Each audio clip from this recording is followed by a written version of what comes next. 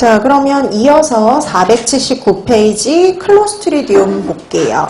자, 이 클로스트리디움 같은 경우 보면 아까도 얘기했듯이 바실러스하고 같이 기억해야 될 게 있죠. 내열성 아포, 포자를 형성한다는 거. 그 다음에 내열성 포자를 형성하는 균들은 다 그람 양성균이죠. 그래서 그람 양성의 내열성 포자를 만들고요. 그 다음에 이건 그 흔한 통성이 아니라 뭐예요? 편성 현기성이에요. 자, 그래서 여러분 특히 얘는 통조림 얘기가 잘 나와요. 통조림.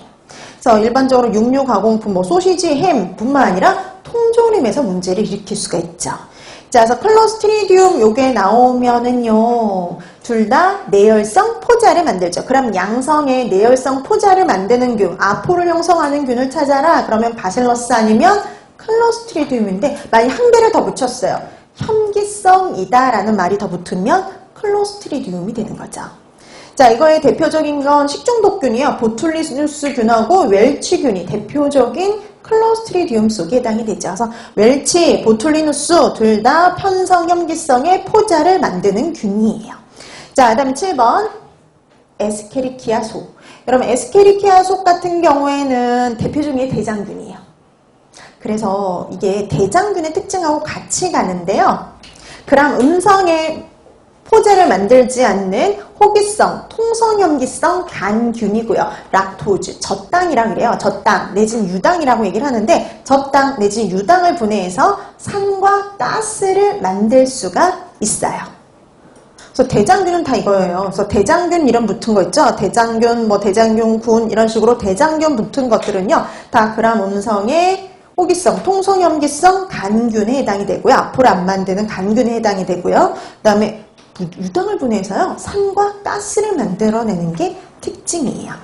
왜냐면 또 이 대장균군에 대한 게 또 간혹씩 나옵니다. 잊을만 하면 한 번씩 문제가 나오는데 바로 지금 가르쳐드린 요게 가장 많이 나오는 복이에요. 자, 그 다음에 비보리오서. 그러니까 여러분 지금 보세요. 대다수의 것들이 지금 보니까 바실러스, 그 다음에 클로스트리디움, 그 다음에 구균, 이것 빼고 대다수가 그람 무슨 균이에요? 음성균이에요. 그쵸?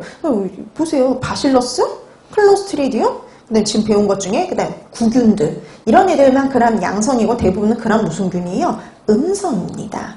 자, 그래서 비보리오도 그람 음성인데 이 그람 음성이 가장 대표적인 게 이 비보리오의 가장 특징적인 게 대다수가 호염균이라는 거예요. 호염균. 대다수가 호염균들이에요. 호염균. 자, 그래서 비브리오 속은 그람 음성의 호염균들이 많아요. 그람 음성의 포자를 만들지 않는 통성염기성 간균이다. 이런 거 가장 일반적인 거잖아요. 특징은 호염균이라는 거. 염을 좋아한대요. 그럼 염을 좋아하니까 보통 어디에 많이 존재할까요? 버더물이요. 그쵸? 주로 해수와 관련이 있어요. 해수균이에요. 해수균. 바닷물 속에, 바닷물에 존재하는 균들이에요. 그래서 대표적인 게 비브리오 폐혈증, 장염 비브리오 이런 것들이 대표적이죠. 자, 그 다음에 9번째 스타필로코커스. 뒤에 코커스 붙었거든요. 자, 이렇게 코커스 붙으면 뭐라 그랬냐면 구균 이렇게 얘기를 했죠. 구균들은 다 그람 양성입니다. 우리가 배우는 것들은. 이게 대표적인 게 포도상 구균이에요. 스타필로코커스의 대표적인 건 포도상 구균이에요. 그 다음에 여기 안 나온 것 중에 두 가지. 하나는 살모넬라. 그 다음에 하나는 쉬겔라. 우리말로 하면 시겔라. 이제 두 가지. 여러분, 두 가지 보시면은요, 얘네들도 많이 나오는 애들이죠. 그럼 살모넬라, 쉬겔라. 그럼 여러분, 둘 다 얘네들은 그람 양성일 것 같아요? 음성일 것 같아요? 음성이요. 대다수 그람 음성이에요. 둘 다 그람 음성에. 이거 같이 해도 되겠네요. 기본 특징이 똑같아요. 그람 음성에. 그럼 음성들은 포자를 만들지 않죠. 포자 안 만들어요. 포자를 안 만드는 그 흔한 통성염기성의 간균에 해당이 되는 거. 일반적으로 그대로 가요. 그럼 음성에 포자 안 만들죠. 통성염기성의 간균이에요. 그럼 여러분 살모넬라와 관련해서 중요한 건 뭐냐? 식중독과 관련이 있다. 살모넬라 뭐예요? 대표적인 그 다음 또 하나. 공통적으로 얘네들은 다 장내세균이에요. 장내세균과에 해당이 돼요. 살모넬라, 시겔라. 자, 그래서 이 살모넬라균은 대표적인 게 살모넬라 식중독균이요. 원인균이죠. 여러분, 시겔라. 여러분, 이 시겔라는 감염병하고 관련이 있어요. 이질이에요, 이질. 세균성 이미지. 이질균이에요. 여러분, 이게 제일 많이 나온 게 시험 문제에 나온 이질균 찾아라. 이질균? 시겔라. 자, 이렇게 해서 살모넬라는 식중독과 밀접한 관련이 있죠. 근데 그 외에도 뭐 감염병인 장티푸스, 파라티푸스의 원인균이기도 해요. 근데 시겔라 그러면 이질균입니다. 자, 이렇게 해서 우리가 대표적인 주요 세균들을 봤는데요. 뭐 부패와 관련된 균도 있고 식중독이나 감염병과 관련된 균들도 있죠. 근데 여러분 기본적인 것들을 이렇게 파악을 해두시면 뒤에 가서 내용 파악하는 게 훨씬 더 쉬워요. 그래서 대부분은 그람 음성균들이 많더라 이렇게 생각하시면 되겠고요. 구균하고 포자를 만드는 균들이 그람 양성이에요. 대표적인 게 그람 양성의 포자를 만든다. 그럼 딱 두 개밖에 없어요. 바실러스 아니면 클로스트리디움이었죠. 자, 이렇게 해서 여러분들이 대표적인 주요 세균들 간혹씩 나오니까요. 여러분 그 내용들 파악해 두세요.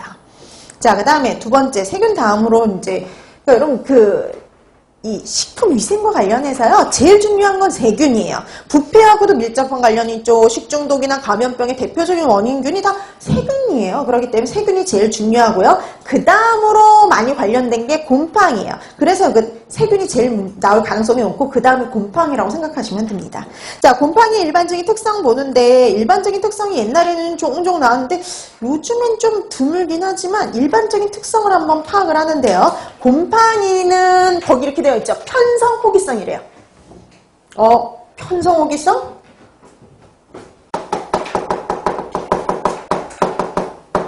반드시 뭐가 있어야 된다는 거예요? 산소요. 그래서 반드시 산소가 있어야지만 번식이 가능한 다세포 생물이에요. 여러분 우리 미생물들은 보통 단세포거든요. 단세포. 세포 하나가 균 하나, 효모 하나인데 얘는 다세포예요. 유일한 다세포입니다. 다세포. 세포가 여러 개로 구성되어 있어요. 근데 특징적인 건 편성 호기성이라는 거죠. 편성 호기성의 다세포 생물이에요. 편성 호기성이기 때문에 산소가 있어야지만 번식을 해요. 그래서 이런 통조림 이런 데선 절대 번식 못 합니다. 자, 그 다음에 건조에 잘 견디고요.